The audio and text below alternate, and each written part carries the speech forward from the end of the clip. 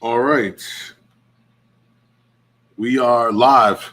What's up, everyone? We are back for our weekly fishing reports. Hopefully, y'all have been well and have been getting into some fish. If not, we're going to kind of give you a recap of what's going down with the fishing over this last week.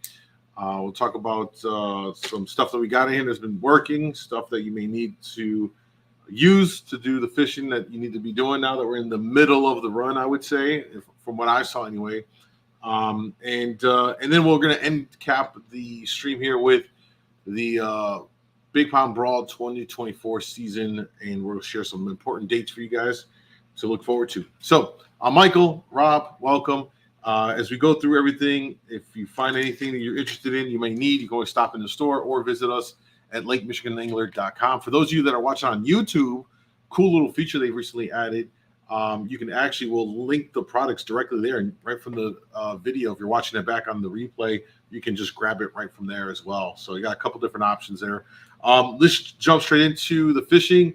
As it pertains to offshore fishing, Rob, I know you've talked to a couple of charters and what's going out in the open water for silver. Well, you got a couple different things going on. A lot of action down off of Waukegan for lake trout. If you just want to catch a ton of fish, you can go down there and do that. It's really fast action. If you want more silverfish, there are some just straight out of North Point and Kenosha and Waukegan as well. That's a little bit more hit or miss, but there's still some decent fish, and you're seeing some nice steelhead being caught, some of next year's coes and some of this year's coes, and some younger kings in that 5 to 10 pound, occasionally a 15 pounder still. Scratching out, 10 fish trips. It's not real fast action, but you can do pretty decent out there. Yeah. And it seems lately, as of the last week or so, the weather's been a little bit more cooperative too. Yeah. It seems like there's been a lot better days for those of you who want to get out in your smaller boats than we've had in the last month and a half, because we were really getting beat up pretty good with the weather. That being said, we haven't had enough of anything to kind of change the water temps significantly to really help the fall king bite. This past week for fall kings, it's been roughly tough fishing. It's been a grind for most people, putting a lot of hours, especially for like one or two fish. Yeah, what'd you say? Especially, there were some pretty good nighttime reports. Yeah. So if you are going to get out there, I would highly recommend going out after dark. Yeah, they can get more active. I think a lot of it's to me, it just seems it makes sense where all day long they're in the warm 66-degree water. If the sun is out and there's no clouds blocking it, they got the sun rays beating on them. They're only in 25 feet of water for the most part, most of these harbors and such, and even shallower if they're in the rivers. Yep. So it makes them very comfortable, and that when that sun goes down and it's dark out, it alleviates it, and they'll move around a lot more and probably be willing to play nice. So good tip from Rob right there. If you're not already doing so, get out there when the sun is down and do some fishing. I was out this week myself, and went out to go mostly film a video, but I spent like about 2 hours wetting the lines, and caught one female king jigging, and it was crazy because it actually hit. I stopped jigging, and I was dead sticking, and I leaned over to put something out next to me, and next thing you know, the rod is down. So the jig bite seems to be doing good for quite a few people I talked to on that day. I got one, a couple other guys around that popped a couple. Skein fishing is doing really good. We're going to talk about that here in a second, especially for those of you that want to get into it. For those of you that catch females and you get the eggs, what to do with that. We'll cover that here in a second. And the other thing I did was I went out kind of near shore, out in front of the harbors, and I did start to see some kings out there. So potentially another wave of fish maybe out there. Yeah, I think we should see another push of fish. Yeah. The female I did catch still had some decent color on it as well. So it makes me believe that there's another trickle of kings going to be coming in here. Hopefully the weather kind of sets it up so they'll come in and when they do come in, those fish bite really good. It's normally the nights where you hear people catching multiple fish. When they first roll in, they're pretty aggressive and all of that. So we'll see what's going on. All right, let's talk about Skein fishing. Skein has been picking up as it normally does about the middle of the run where we're at. And so let's talk about when you get into a female, you get the eggs. Really important if you don't already know this, covering the basics here. If you catch a female, immediately bleed out that fish. It's going to help to preserve the eggs from getting too bloody. You want to keep those eggs as clean as possible from the blood. And a lot of guys actually will go ahead and just, once it's a female, they'll just cut it right open, take the eggs right out immediately, put them in a Ziploc bag and put them on ice.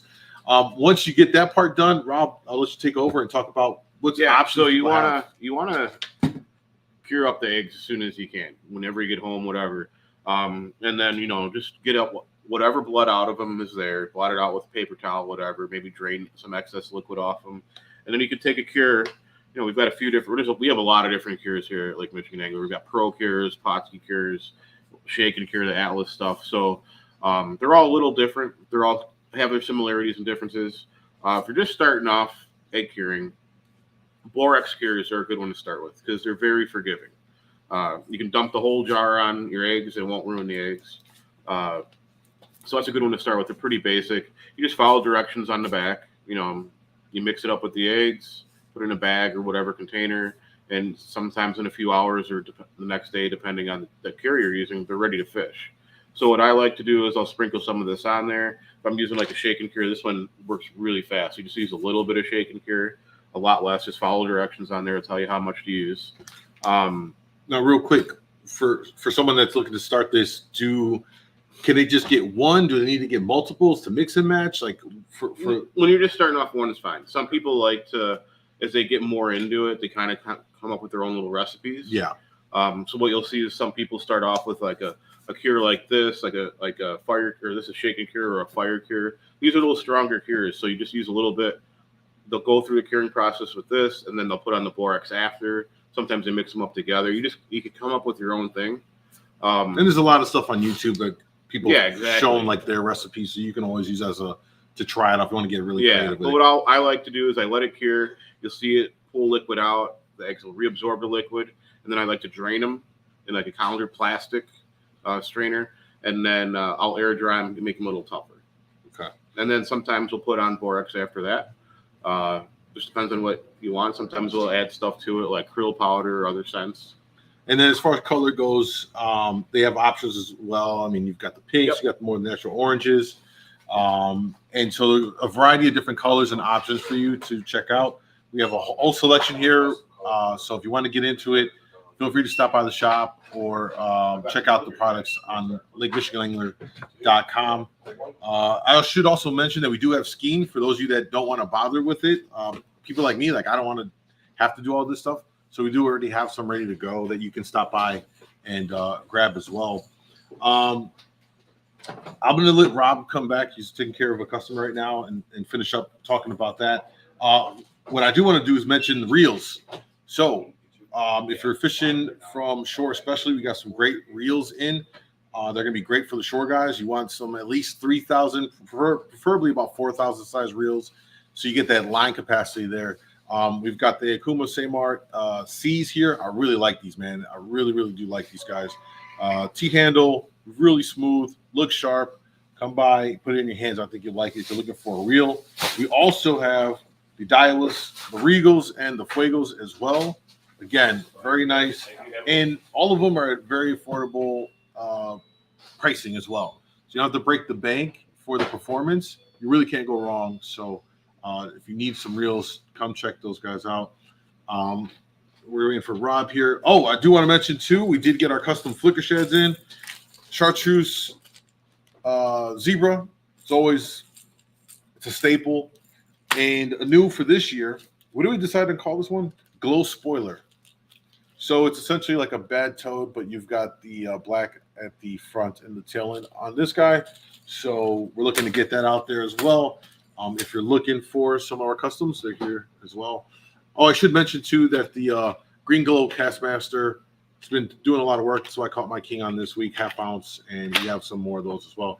Rob, we're going to continue with the rest of the so we're going to leave we talked about the cures, but the rest of what we got going on here. Yeah, so we got a couple different things. You got the cures.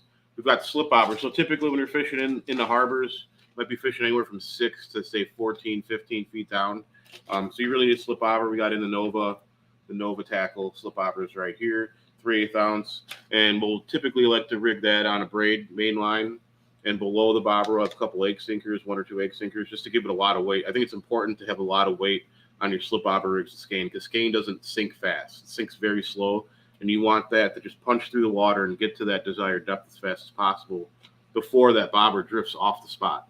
Sometimes the fish are just in a small spot and there's current, or there's other people fishing around you. You want to make sure it gets down to that where the fish are at really fast. So this is a great bobber for that. We've got blood run bobbers as well. And then if you're fishing in the rivers, the fixed bobbers are the way to go for that. So we've got Nova fixed bobbers, we've got blood run fixed bobbers, we've got a few different options there. The other things we have for the rivers are the beats. We got bloop beats. Just got in some more of the butter bloop beats. So those are great options for float fishing. Really popular. We started to carry them last year, and it was really impressive to see how fast the guys come in and grab them. So bloop beats are awesome. They really work well. I don't have enough experience to speak on it too much, but the guys that come in, they swear by them. So something else to kind of add to the arsenal for those of you that are looking to. It is a very simple style of fishing. Yeah, for those of you looking to get into the river side of it, which is its own unique kind of thing with setups and all that stuff, and we definitely help you out with that. We got some loose eggs. Yeah, so right here we've got the Potski trout eggs. I like using these more after the kings are gone. You know, when we're fishing, targeting more trout, brown trout, and steelhead, I like to use loose eggs tied with spawn sacks. So if you need it, we've got the netting. We've got if you want to use the machine, we've got the spawn sack tying machine. We've got the thread for it all. You know, now they're making the miracle thread in different colors. But this is a great option if you haven't gotten any of your own loose eggs. Like I always like to use loose brown trout eggs when I'm fishing for browns and steelhead. And this, if you haven't gotten any of your own yet, this is the next best option right here. So, and it's pretty inexpensive. It's $13. You probably get 100 spawn sacks out of it. Yeah, because a little goes a long way. You're only really filling these guys up like what, a dime to a quarter size ball. So you'll get a lot out of it. And if you're going through it fast enough, it's a good day on the water. I think you know if you're burning through it.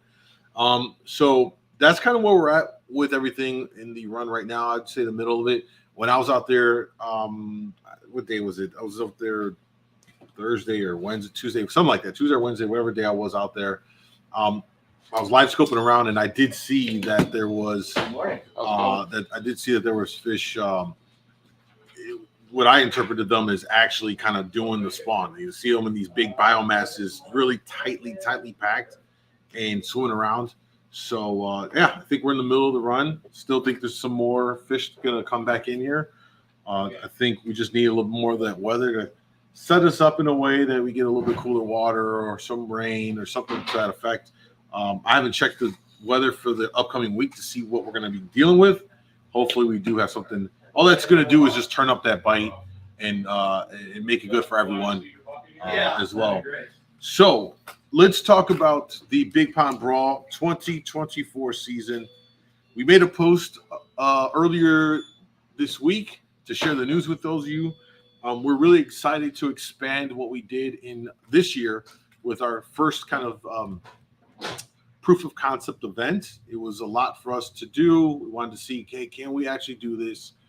How is it going to work? We wanted to try something different with how we promoted it, how we ran it, how we did the weigh-in and live stream. Very, very heavy with the social presence of it all.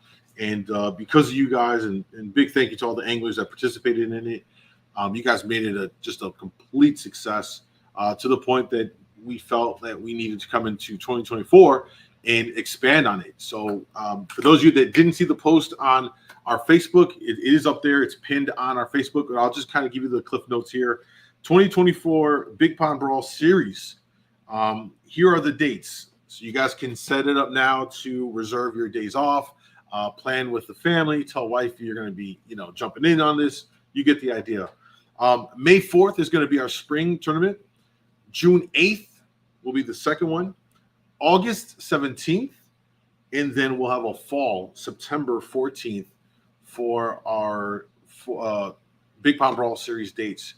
Now, we're adding to this, not only in terms of the dates, but we're adding an actual series component to this. Now, the individual events don't change. We're still going to operate them how we did this one, which means if you're only available on June 8th to fish and can make that commitment, you can put a crew together for that one tournament. That's great. You can actually just fish any individual one of those that you want. That works for your schedule, that works for your crew and all that. You can just fish the same one. As of right now, we still plan to run it all 4 ports. So it gives you a lot of flexibility. I think it plays into the strategy of it all, where you're going to launch from and fish out of. We still want this to be something that is going to be for, it's still going to be easy enough for our small boat guys to participate in and for them to feel like, hey, I got a shot. And that's something that we are on the feedback we got that people really enjoyed about it. Like, yeah, I actually felt like I had a shot to go out here and do something. And a lot of people did quite well. Yep. They really did. So a lot of the core concept and philosophy and why we started this is in place. However, because we're having 4 events, we are going to have a series route. And we'll get in as we roll into next year with more of the details and the fees and all that stuff. But essentially, to do this series, if you know you want to do all 4 dates, you got a crew, and you want to go all in on that, it'll be just an additional fee to like the entry fee, and then you're in it, and you compete for the Big Pond Brawl. We're going to work on a trophy that will, have each year have the winning or the boat of the year's name stamped on it, and it'll be displayed here in the store. And we think our goal now with this is to create a new tradition and something that gets people excited to have that name plated onto that trophy cup.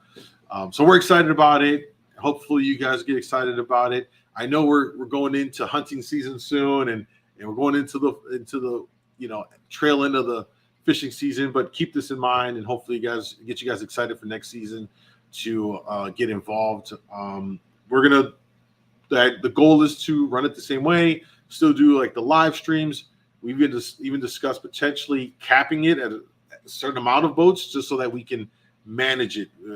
We managed it with 50 last year or this year, so we may do the same thing with this one. But so we're going to be hard at work going into October and the rest of the year to just put everything in place, work and get some more fantastic sponsors to jump on board and to support what we're doing for you guys in the community.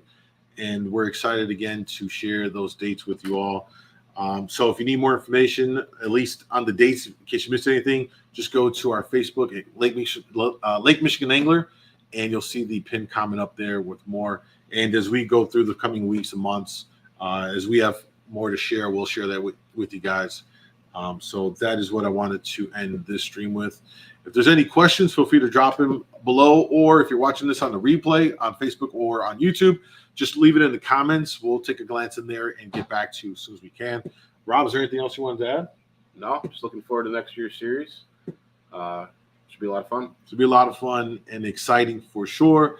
In the meantime, we've got a lot of work to do to put it all together, but that's what we wanted to share with you today. So if you get out in the water, tight lines, be safe out there, be courteous as everyone's trying to get out there and fish and make it enjoyable for all of us. All right, guys, take care, tight lines. We'll see you guys soon.